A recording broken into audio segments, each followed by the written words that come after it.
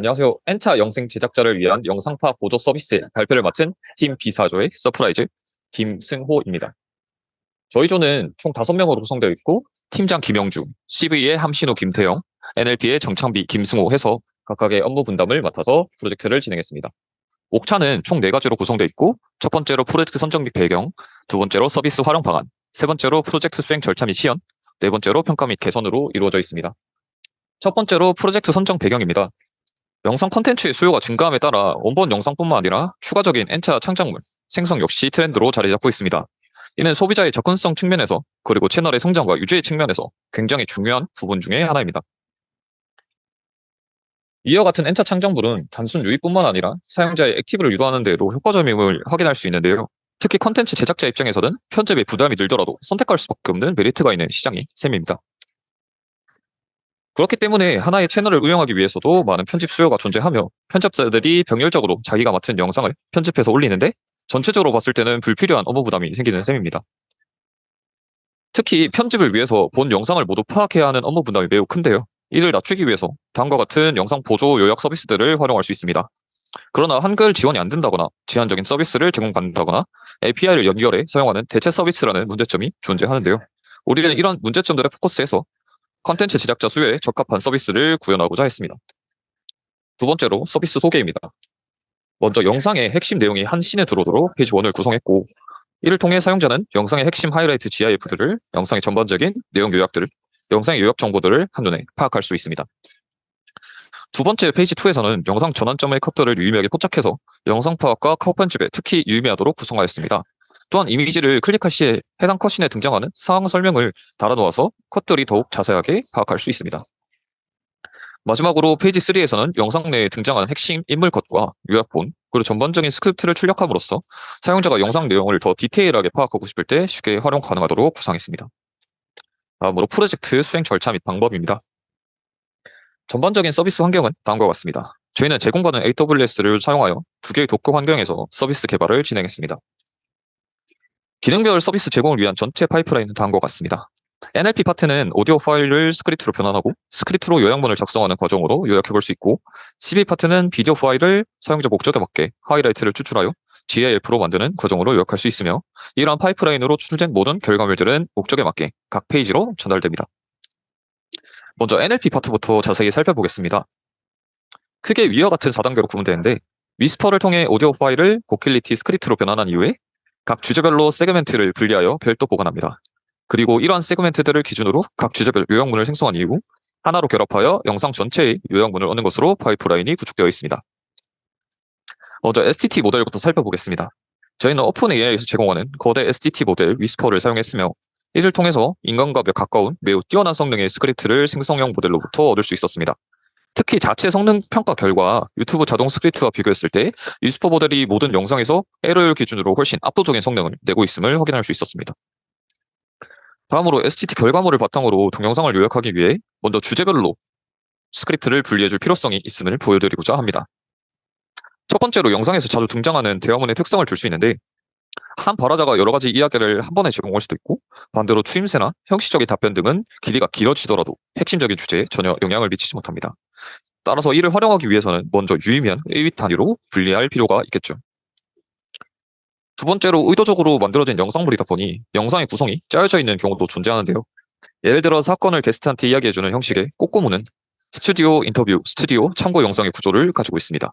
이처럼 편집된 영상은 편집자의 의도에 따라서 구성이 바뀔 수 있으며 한 컷신 내에서는 스토리가 연결되어 있지만 컷이 달라지는 경우 내용이 굉장히 이질적으로 변화하는 경향을 보입니다.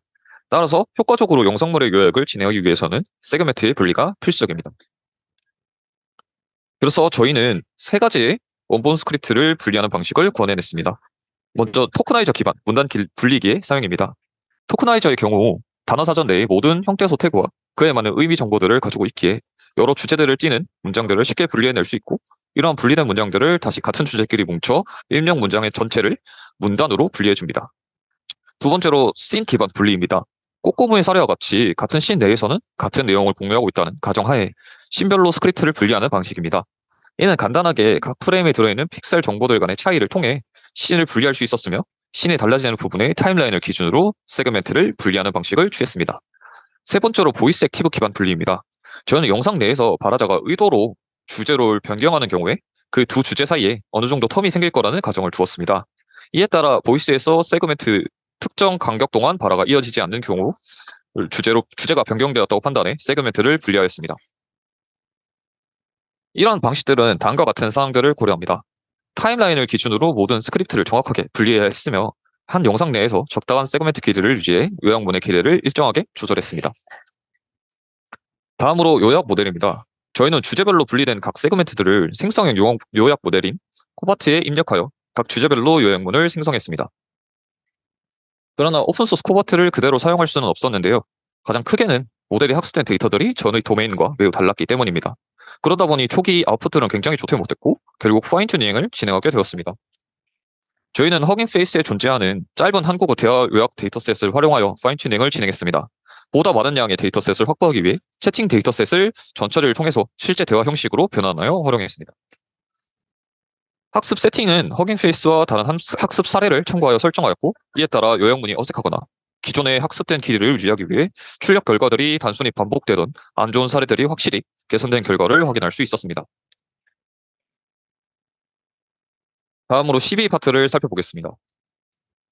12 역시 메인이 되는 것은 영상의 하이라이트 추출입니다. 저희는 사용 목적에 맞게 총 3가지의 기준으로 영상물을 추출했는데 전반적인 영상의 하이라이트로 판단하는 영상, 특정 장면의 씬이 변화되는 순간을 포착하는 영상, 등장인물들이 매우 잘 포착되는 순간들을 추출하는 방식 등 목표로 하여 영상물을 추출했습니다. 목적 달성을 위해 총 3가지의 모델이 사용됐고 결과물들은 모두 GIF로 변경하여 서비스의 저장 및 활용이 용이하도록 했습니다. 먼저 하이라이트 디텍션 태스크에 간단하게 설명드리겠습니다. 이런 태스크들은 대부분 지도학습으로 학습됩니다.